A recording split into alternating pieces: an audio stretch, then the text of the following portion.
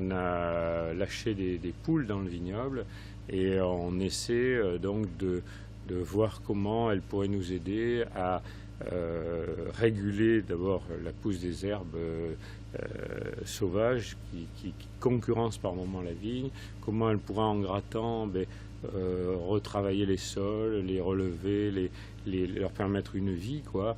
Bon, il y a beaucoup de choses, parce qu'il y a des prédateurs, il y a des renards, donc il y a beaucoup de choses à penser, mais je pense que c'est une bonne voie.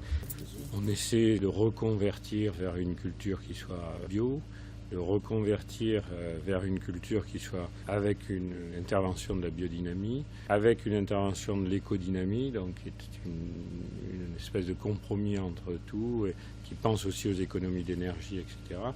On utilise ces bouteilles qui sont allégées, donc qui sont des bouteilles tradition, mais allégées, qui consomment très peu d'énergie, enfin beaucoup moins d'énergie, qui sont assez légères, et qui vont dans le concept de l'économie d'énergie et de gestion du CO2. J'ai quelques barriques en chêne blanc américain, ça c'est des barriques en chêne blanc américain, c'est des chênes de l'Oregon. C'est comme dans un couple, il faut qu'il y ait un équilibre, le couple vin-bois. Si le vin n'est pas puissant, c'est pas la peine de mettre du bois, on va l'écraser. Il y a toujours un qui écrase l'autre ici.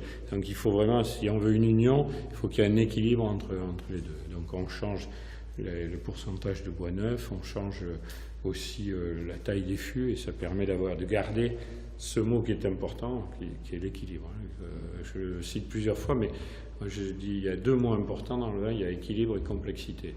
Il ne faut jamais oublier dans la notion d'assemblage une notion d'équilibre. Un visage, c'est beau parce que c'est pas parfait. Si les deux côtés du visage étaient identiques, il n'y aurait pas de charme.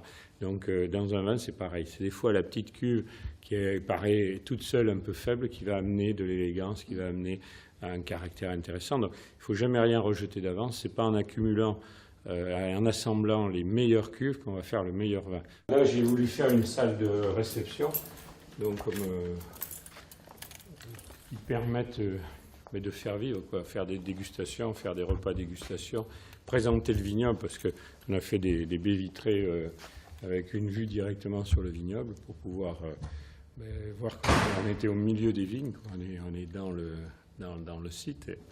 Là, cette fleur amandine.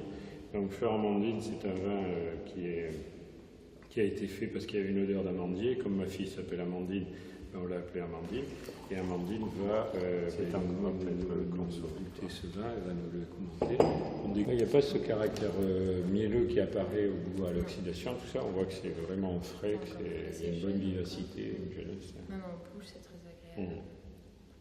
Il y a une belle fraîcheur, une belle acidité quand même. Moi, je vois bien une sole au beurre blanc, beurre noir, et même, et c'est très très joli.